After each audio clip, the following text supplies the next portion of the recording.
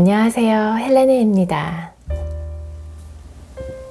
아직 바깥 공기가 많이 춥죠?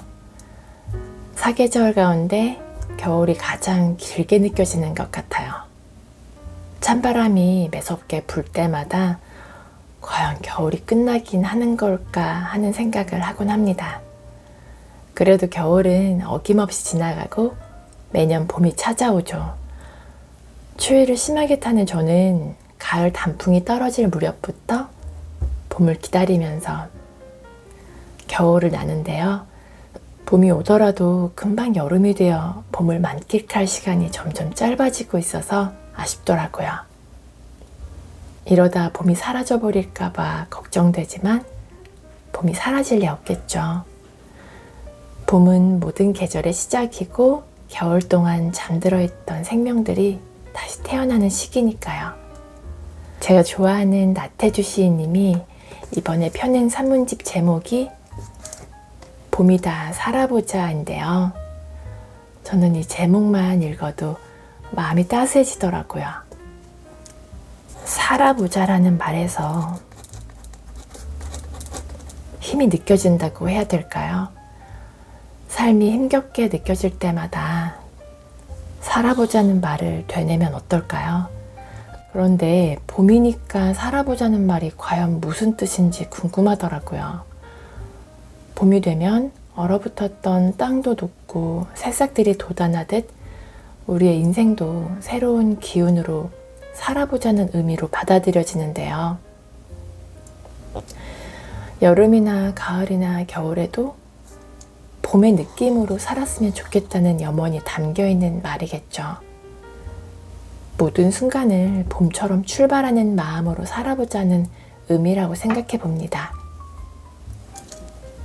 여러분은 시 좋아하시나요? 저는 제가 그렇게 시를 좋아하는 줄 잘 몰랐어요. 그저 학창시절 국어 시간에 배웠던 시를 오래도록 가슴에 품고 기억할 정도로만 좋아하는 줄 알았거든요. 어른이 되고 나서 다시 시를 접했을 때 느낌이 좀 다르더라고요. 선생님이 알려주는 대로 시를 해석하지 않고 마음으로 읽기 시작하니까 그땐 몰랐던 의미를 깨닫게 됐어요. 그렇게 시가 좋아지니까 자꾸 찾아 읽게 되고 제 블로그에 시에 대한 감상평도 쓰곤 했는데요. 어떤 시들은 화자의 의도를 이해하기 어렵기도 했거든요. 끙끙거리며 고민한 끝에 이런 뜻이었구나 하고 알게 되면 정말 기분이 좋더라고요. 한동안 사람들이 시의 시대는 끝났다고 한 적이 있어요. 이제 더 이상 사람들이 시를 읽지 않고 서점에서 시집이 사라져 간다고 했죠. 그 말을 듣고 슬펐습니다. 사람들이 영상 매체와 더 가깝게 지내느라 책과 멀어지는 현상은 어쩔 수 없다고 여겼는데 시와 동떨어져 산다고 생각하니 가슴이 아프더라고요. 시는 그냥 단순히 활자로 이루어진 글이 아니라 인간의 감정 그 자체인데 그 감정이 소멸된다는 사실을 받아들이기 힘들었어요. 사람들이 시를 찾지 않는 건지 더 이상 읽을 시가 없는 건지 잘 모르겠더라고요. 그렇게 아쉬운 마음이 가득할 때마다 서점에 있는 시 코너를 둘러보는데요. 갈 때마다 자리를 지키고 있는 시집이 있었어요. 바로 나태주 시인님의 시집이에요. 쉬지 않고 열심히 시를 쓰신다는 걸 전 국민이 알 정도로 많은 책을 펴내셨죠. 나태주 시인님의 시를 읽으면 일단 편안해요. 머릿속으로 복잡하게 생각할 것도 없고 직관적이면서 담백합니다. 그러면서 마음을 다독이고 시 안에 있는 좋은 생각을 다른 사람에게도 전하고 싶어지죠. 그동안 나태주 시인님의 시집만 읽어왔던 터라 산문집이 발간되었다는 소식이 반가웠어요. 이 책은 나태주 시인님이 지난 삶을 되돌아보며 일상에서 만난 소중한 기억들을 섬세하게 담아둔 기록이에요. 목차를 보면요. 일부 사람이 봄인 날이었습니다는 제목부터 무척 다정합니다. 저자가 만나왔던 사람들과 맺었던 소박한 인연의 따뜻함을 이야기하는데요. 인생을 살면서 깨달은 점이 하나 있다면 저절로 나이를 먹을 수 없다는 거예요. 다른 사람들의 도움이 없다면 지금까지 살 수 없었다는 거죠. 그들의 배려와 관용이 없었다면 여기까지 오기 힘들었을 거예요. 이 점은 우리 모두가 비슷할 거고요.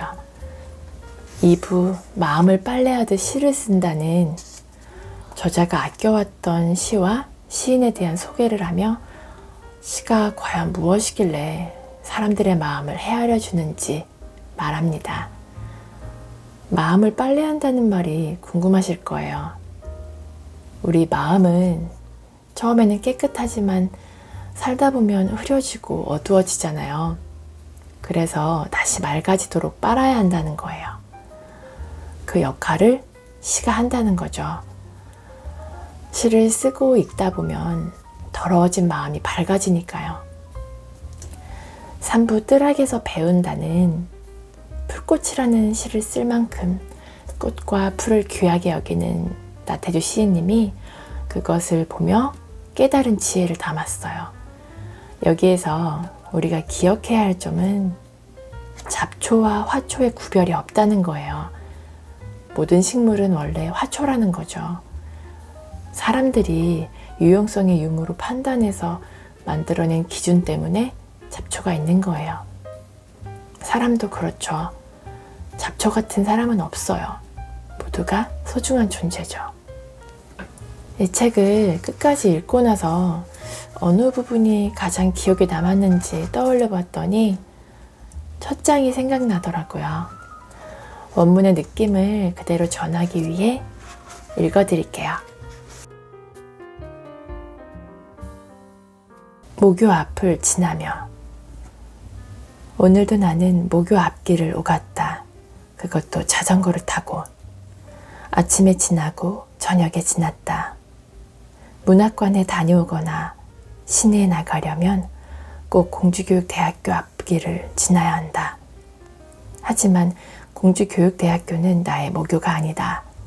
다만 모교가 있던 자리에 새로 생긴 학교다. 하지만 나는 마음속으로 공주교육대학교를 모교라고 생각한다. 그러지 않으면 너무나도 세상이 헛헛해서 견딜 수가 없다. 학교를 둘러싸고 있는 모습이 깡그리 변했다. 옛날 내가 다니던 공주사범학교의 모습은 거의 없다. 찾는다면 늙은 나무 몇 그루 정도. 그래도 내가 공주교육대학교를 바라보는 마음은 따스하고 살갑다. 내가 저 자리에서 고등학교 학생으로 친구들을 만났고 좋아하는 여학생을 만나기도 했지.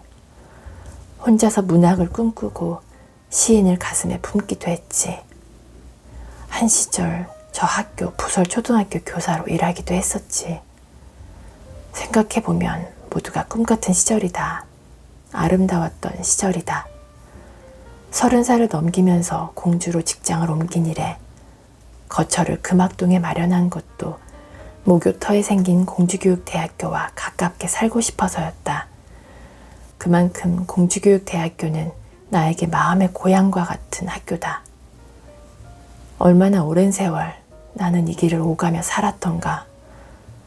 공주로 직장을 옮기던 해가 1979년도이고 또 그 해에 딸아이를 낳았으니까 42년 전의 일이다.